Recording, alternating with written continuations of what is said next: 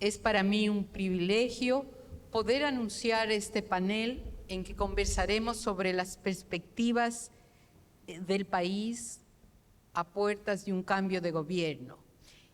Y también es un privilegio estar con todos ustedes para recordar los 20 años de lo que ha sido la principal edición de Revista Vistazo cada año, que son las 500 empresas, y en las que rendimos un homenaje a lo que es el motor principal de la economía de nuestro país, las empresas, que han sobrevivido y han demostrado resiliencia en un país donde se necesita hacer empresa, no con el Estado, sino a pesar del Estado, y donde hay casos de éxito que a pesar de la circunstancia tan difícil en que las encontramos, como dijo Pierangela, estamos entusiastas de un futuro promisorio, o como nos dijo el señor Estrada, representante de la empresa Santa Priscila, uno de los orgullos de nuestro país por su conquista del mundo y por lo que nos acabamos de enterar de que se ha convertido en un elemento clave para la protección del medio ambiente. En este panel analizaremos el futuro en una coyuntura histórica. A menudo se usa la palabra histórica y de tanto uso a lo mejor se ha devaluado. Pero la realidad es que estamos en una encrucijada histórica en la que el país camina por una delgadísima línea entre ser un Estado de Derecho o ser un narcoestado. Entonces, es tan importante que veamos el panorama económico y el panorama político de dos perspectivas. La una de un hombre como Alberto de Ajic, quien hoy además es uno de los asesores del nuevo presidente y que esa asesoría ha hecho que se convierta en tendencia, no siempre con buenos comentarios, pero lo que es indudable es su gran conocimiento de la economía y su visión única de haber venido y entendido el sector privado y a la vez saber cómo es el sector público. Y tenemos también la visión de un joven en este periodo que es para los jóvenes, que marca un cambio de generaciones, un relevo.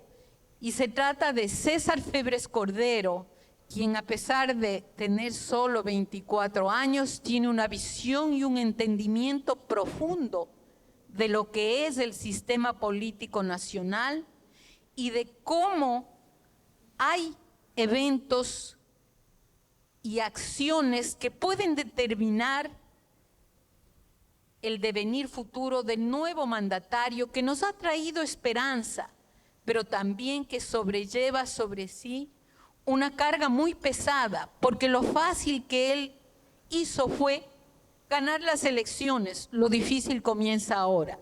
Así que iniciaremos con Alberto y su presentación sobre el futuro económico. Un minutito antes, después del conversatorio y de las presentaciones, haré preguntas para aclarar a los dos panelistas algo que no haya quedado claro. Muchas gracias. Gracias, Patricia, César, un gusto estar y queridos amigos, voy a pedirles que saquen su celular, César, ¿verdad? Es necesario, ¿no? Abrir menti.com urgentemente y poner ese código.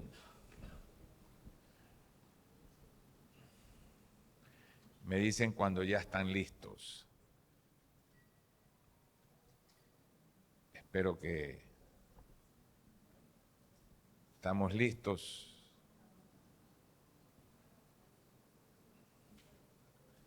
No hay buena señal. ¿Ah? No hay señal. La clave Wi-Fi, Cecitar. ¿Ah? El código de la lámina anterior. Vamos al código de la lámina anterior.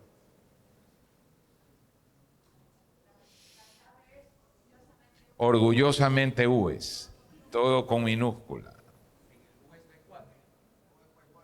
UES Wi-Fi. Lo siento, Patricia, 1 minuto me tienes que dar de tiempo adicional por esto. Voy a tratar de ser muy breve, muy breve.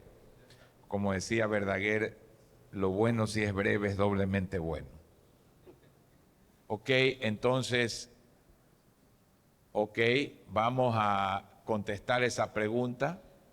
¿Debe el nuevo gobierno pactar con RC5 aún haciendo concesiones para lograr gobernabilidad? No se sabe la respuesta de quién viene, así que tranquilidad, ¿no?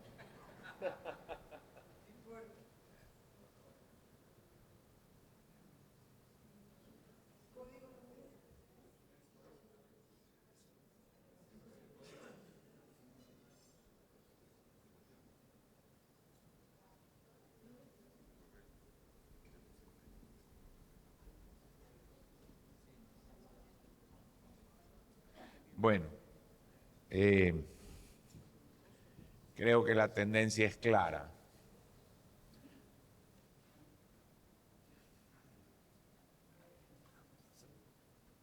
¿Verdad? ¿Alguien más falta por contestar? Bueno, la tendencia es bastante clara, ¿no? Bastante clara. Vamos a la segunda pregunta. Es clarísima la mayoría lo que piensa. ¿Debe el nuevo gobierno privilegiar los problemas estructurales, es decir, solucionar los problemas estructurales o buscar que en el 2025 no regrese RC5?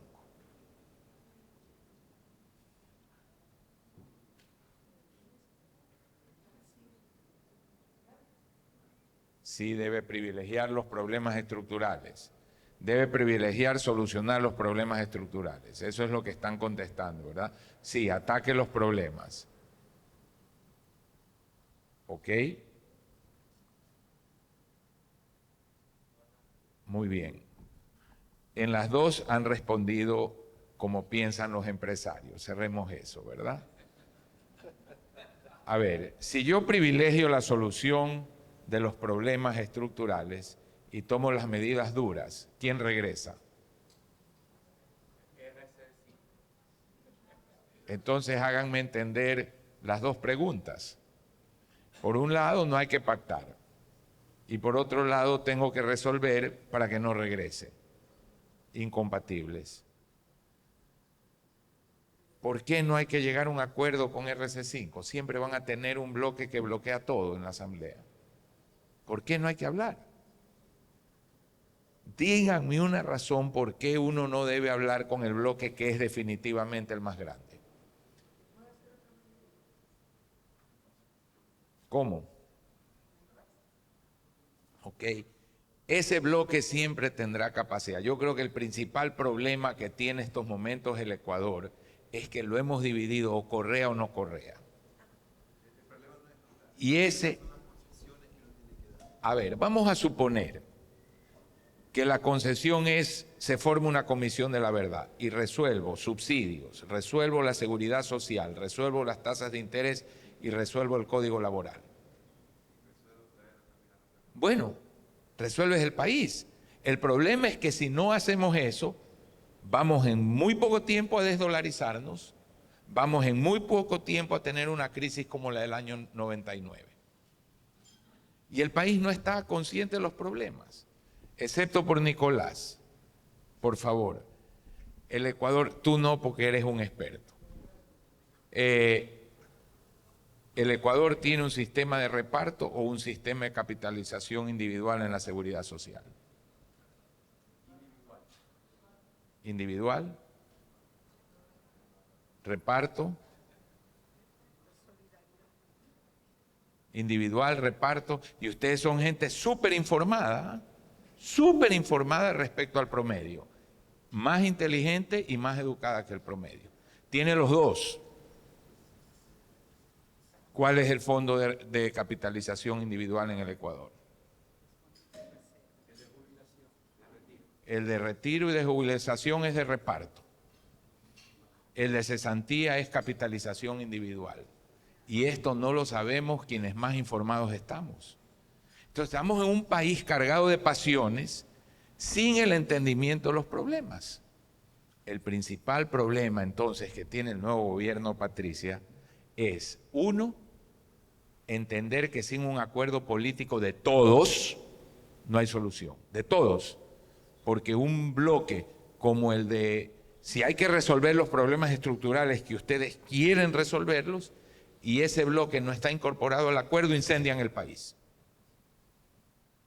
Lo van a hacer, porque con eso ganan en el próximo gobierno. Con todo esto que les he contado y el tamaño de los problemas que tiene el Ecuador, les digo que si la respuesta a la primera pregunta se cumple y a la segunda, no vamos a ningún lado. Aquí tenemos que sentar a todo el Ecuador en una mesa ya, entender que el problema económico, los problemas estructurales, que son subsidios, problemas de la seguridad social, tasas de interés, tienen tal dimensión, legislación laboral, apoyo a la minería, tienen tal dimensión que si no es un acuerdo de todos no vamos a ir a ninguna parte. Y eso presupone que todo el mundo tiene que renunciar. Yo no creo que haya existido un gobierno más destructivo para el Ecuador que el de la Revolución Ciudadana. Siempre digo, no se va a arreglar en 10 años lo que ellos hicieron, se va a empezar a entender lo que hicieron, porque el daño es terrible, pero hay que sentarse con todos y lograr un acuerdo con todos, o no hay manera de solucionar la economía del Ecuador. Y yo creo que eso es lo que hay que tratar de lograr en esto. Vamos a ver qué hace el presidente electo, él tiene sus criterios y su agenda.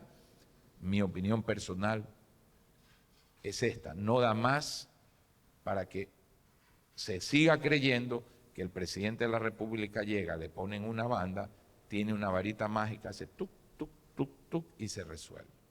El país de bájeme los impuestos, deme más subsidios, haga más inversión, es el país de chiflados. Eso no existe, eso no puede existir. Es que aquí los impuestos son altos, es que aquí ese país ya no puede seguir existiendo porque miren cómo está con esa mentalidad. Así que Patricia, esa es mi opinión personal, personalísima, no es nada que tenga que ver con el nuevo gobierno.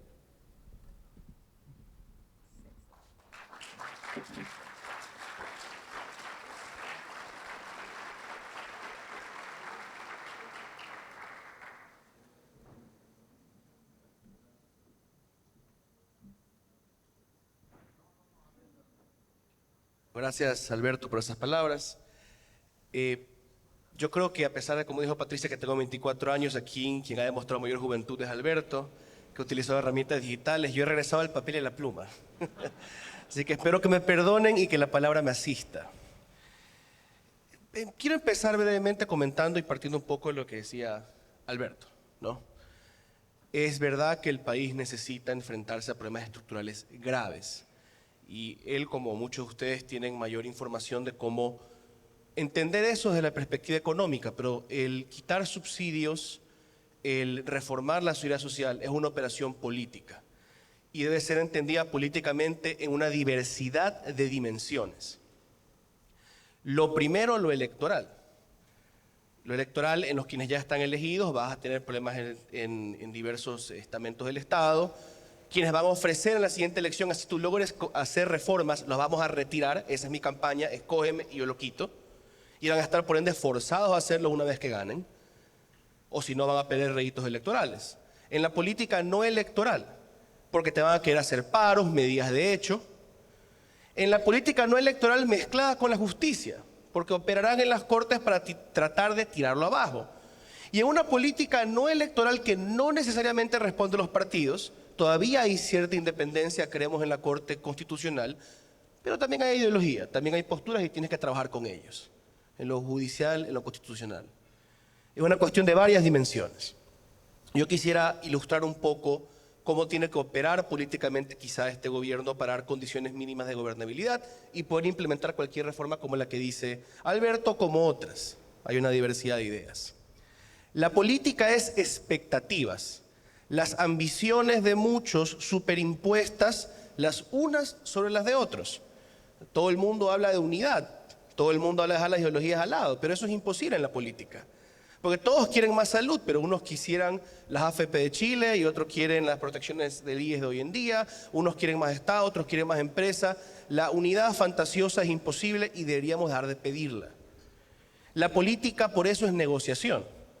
Pactos y acuerdos que dejen mínimamente satisfechas a las partes.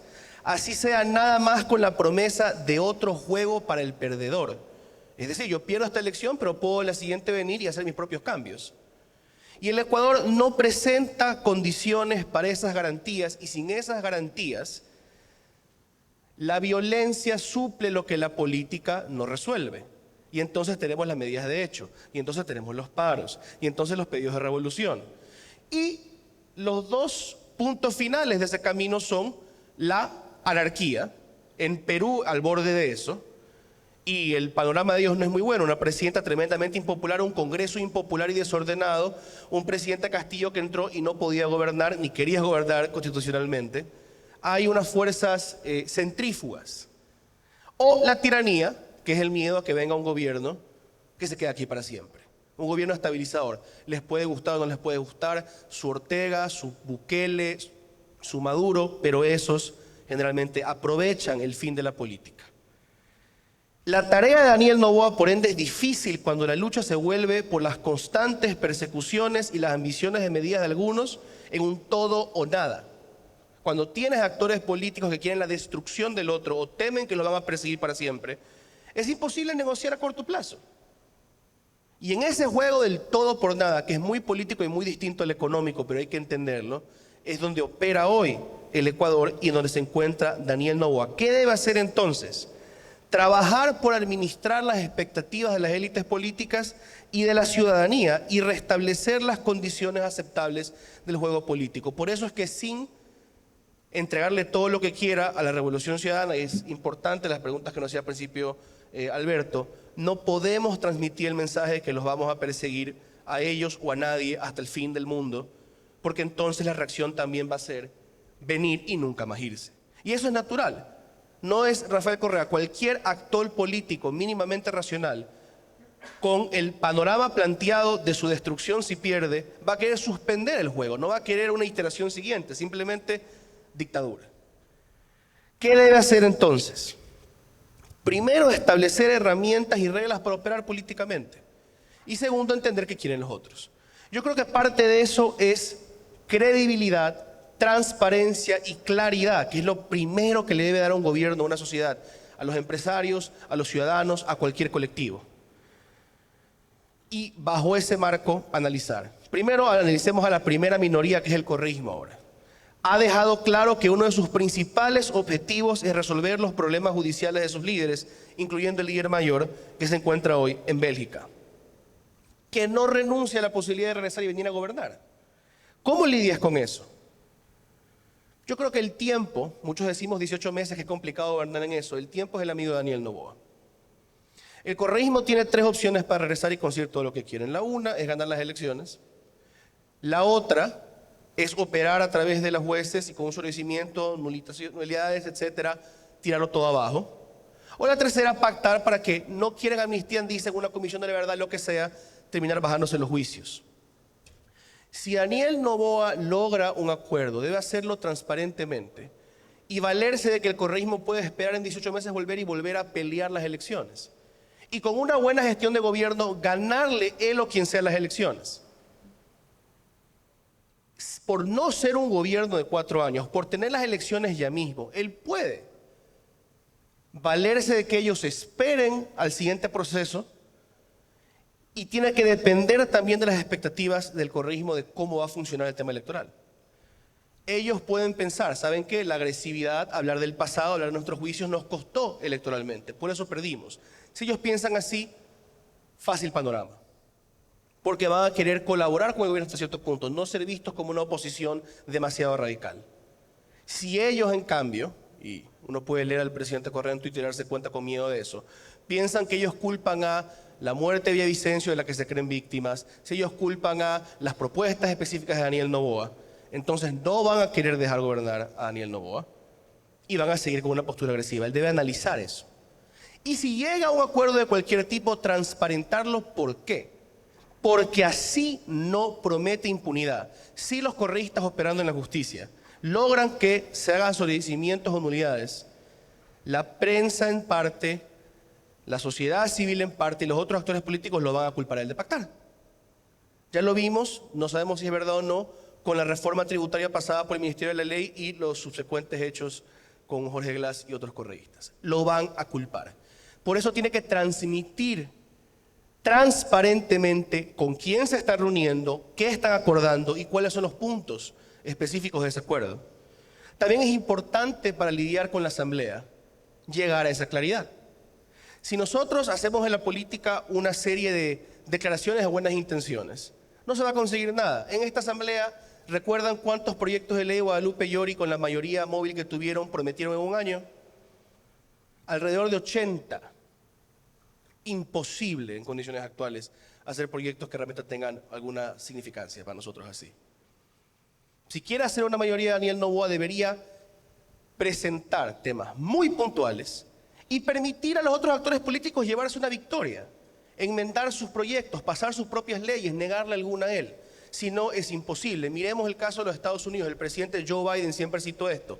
Presentó el Build Back Better, ¿verdad? Primero fue un proyecto de ley, luego 3 divididos, 4, 5, 6 trillones de dólares. La oposición principal a él vino del Partido Demócrata, Joe Manchin y Kristen Sinema. Sus propios senadores lo bloquearon, lo acosaron, lo presionaron.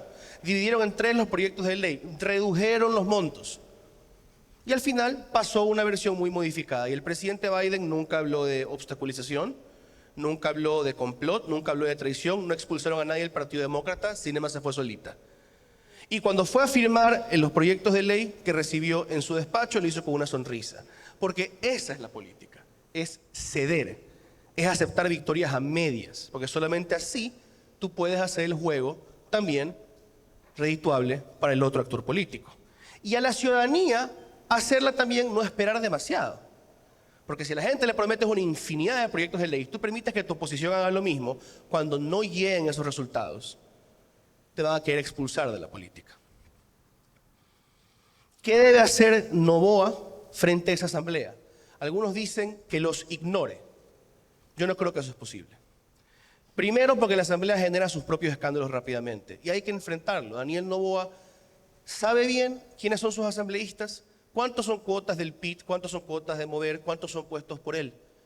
El transfugismo y el camiseterismo son típicos en la política del Ecuador. Incluso él cuenta con personajes como Egner Recalde, escogido por la provincia de Pichincha, que si mal no recuerdo, estuvo con la ID, fue expulsado después de un trámite en el Comité de Ética por supuestamente haber recibido diezmos, terminó con el correísmo, ahora va con él. ¿Cómo operas con una asamblea que te puede dar 1000 escándalos con esos personajes? ¿Cómo operas con una asamblea con tanta oposición? No ignorándola. Porque si tú callas ante los escándalos hablarán por ti, instalarán mitos sobre ti. Y si vas a la confrontación, y algunos aquí lo pueden recordar bien, te van a distraer de la ejecución del gobierno. Porque la asamblea puede hacer requerimientos de información, pedidos de comparecencias, juicios políticos, y de repente el trabajo del Estado se vuelve imposible porque los ministros ya no son ministros, son acusados en un banquillo, son operadores políticos todo el día, y el gobierno es imposible. Debe tratar de dialogar con la asamblea. Si se hace imposible dialogar con la asamblea, volvamos a credibilidad, transparencia y claridad. Debe entonces distanciarse de ella de manera inteligente. Él es el político ejecutor, ellos son los que pelean. Yo creo que ya lamentablemente cometió un pequeño error en este viaje a Europa. No informó cuál era su comitiva, no dejó clara su agenda y generó altas expectativas prometiendo avances en el visado Schengen con el apoyo de España para conseguir apoyos en el Parlamento Europeo, donde nosotros ya tenemos apoyo mayoritario. Y en la Comisión Europea, donde están los obstáculos admitidos por Ylva Johansen y por Margaritis Schinas, 2 comisionados europeos de gran peso, no puede operar a través del gobierno español. Porque Borrell o quien sea, ningún comisionado europeo está jurado para no responder a esos gobiernos. Y esas complicadas operaciones la gente no las entiende, pero sí entienden una cosa. Ya me hablaron de la visa Schengen. ¿Cuándo llega la visa Schengen? El gobierno no puede darse el lujo de generar expectativas que no va a cumplir. Debe informar con claridad. Debe generar expectativas moderadas y cumplirlas con transparencia y claridad. Es un presidente electo y en una semana será un presidente candidato. Y él no puede darse el lujo de cometer errores en ese poco tiempo. Finalmente, hay otros actores con los que debe contar. Primero, la CONAIE, que yo creo que es muy interesante. Recordemos lo que pasó a principios de este año. La CONAIE quiso tomarse Pachacutic, la pelea entre Cecilia Velázquez y Guillermo Churuchumbi para el control de la coordinación nacional. ¿Por qué? Porque la CONAIE tiene expectativas de liderazgo político. Después del 2019 se volvieron protagonistas históricos con esos hechos violentos. 2022 sentaron al gobierno. 2021 con Yacu Pérez casi llegan a segunda vuelta. Entonces ISA a través de Churuchumbi quiso tomar la CONAIE y lo seguirá intentando hacer. Eso en el fondo, señoras y señores, es una buena noticia. Porque el actor electoral y el actor activista son muy distintos. Porque el electoral tiene que convencer a una mayoría de ciudadanos que no quieren violencia. El votante moderado en cualquier país del mundo es justamente eso. El votante en el centro de la distribución es moderado, no se considera ni derecha ni izquierda, no quiere ver peleas. Si ISA o la CONAIE son llevados a la política electoral, dudo que vaya a haber un paro. Si ellos no ingresan a ella, su única forma de presionar son las medidas de hecho. Luego tienes transportistas que hoy casi levantan un paro, agricultores como los arroceros, y ahí sí tus ministros deben ser operadores políticos. Ahí deben tener cercanía, confianza y credibilidad con esos actores. Y finalmente, entender que siempre hay terceros y los llevo de nuevamente a las mesas de diálogo con la CONAIE. El gobierno se vio obligado a reducir de alguna manera los subsidios, la CONAIE no iba a aceptarlos con la gente. ¿Qué hizo? Se volteó y dijo, señores camaroneros, lo siento, vamos a reducir subsidios. Eso y cualquier cambio que vaya a afectar económicamente a sectores de la sociedad tiene que ser hecho con tiempo, tiene que ser hecho con claridad, tiene que ser hecho sentando en la mesa a los posibles afectados y haciendo un pacto social con la gente. Si no, tomas por sorpresa, no generas confianza en el Estado, no generas seguridad en las políticas del Estado, y es imposible el crecimiento, es imposible gobernabilidad. Sí, cierro con esto, el gobierno piensa que la única salida medianamente viable es reducir subsidios a los combustibles. Sería bueno ofrecer junto a ellos un pacto social con puntos claros. Este dinero que vamos a liberarlo de tal manera será usado, de tal manera visible será implementado y en tanto tiempo. Si nosotros esperamos que la gente entienda, y no me refiero al pueblo llano, me refiero a todos, desde el más grande empresario hasta el más sencillo obrero, las operaciones económicas que tiene que hacer el gobierno, nos estamos confundiendo. Tenemos que ver sus intereses y con claridad decirles yo puedo cumplir hasta cierto punto. Sin eso, se vuelve insostenible cualquier gobierno de un mes, 18 meses o 4 años.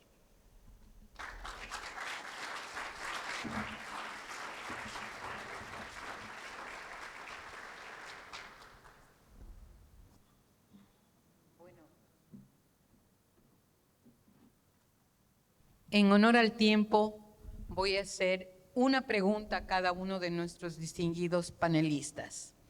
Alberto, ¿es factible creer en los pactos que se hacen con el Congreso? En este país donde los que están en el Congreso y son oposición solo están pensando en ser oposición porque voy a ser el próximo gobierno, y cómo puede Daniel Noboa ceder la impunidad por tener un pacto que a lo mejor se le vira en contra con los correístas. A ver, la impunidad no la puede asegurar un presidente, eso depende de la función judicial. Por lo tanto, eso está fuera de la cuestión. Cuando los pactos o los acuerdos son sobre la mesa, sobre una agenda nacional, se pueden cumplir. Y si no se han cumplido antes, hay que tratar. ¿Por qué, Patricia? Porque quiero repetir lo que dije en la charla, no en la exposición. No hay manera hoy de resolver los problemas si no existe una agenda nacional acordada. Eso ya no es posible porque la dimensión de los problemas acumulados por la falta de resolución de los mismos hace que las soluciones sean de tal envergadura que políticamente se pueden resolver, económicamente no se pueden resolver. Ya lo dijo César, ya los problemas se vuelven políticos. Entonces, si no hay eso, Patricia, yo no lo veo, al menos no lo veo en una democracia. Muchas gracias. César, dada la ascendencia que vemos de este nuevo actor social que viene a ser la CONAIE e ISA con pretensiones electorales, a lo mejor desde la perspectiva política, este viene a ser un contrapeso para el correísmo y a lo mejor en las próximas elecciones estamos frente a otros actores posibles a pesar de ser 15 meses en la vista. Yo creo que la CONAIE es digna de mucho y profundo estudio. A veces nos gusta ilustrarlos como aliados del correísmo en momentos puntuales, pero hay que entender que ellos saben muy bien que el correísmo los persiguió y que si el correísmo gobierna con fuerza los volverá a perseguir, porque no admite el correísmo un rival ni dentro de la izquierda ni para el poder del Estado. Eso lo entiende también la CONAIE, que recordemos en el 2021, algunos analistas que yo leo bastante, Javier Rodríguez Sandoval hace un análisis muy bueno, el voto nulo llegó a niveles históricos, el 16%. ¿Quién hizo campaña por el nulo? La CONAIE con Pachacutic. ¿Ese nulo dónde creció? En provincias donde probablemente esa gente, si no votaba nulo, votaba por Arauz. Ese voto ayudó a Lazo. ¿Quién no respetó el nulo ideológico? El que era presidente de la CONAIE, el señor, me harán acuerdo, ya se me escapa el nombre antes de Isa. No, era Vargas. Lo expulsaron de la presidencia de la CONAIE. ¿Quién respetó el nulo ideológico? Isa. Radicales sí, pero no dejan de ser racionales y no dejan de ser horizontales y colectivos.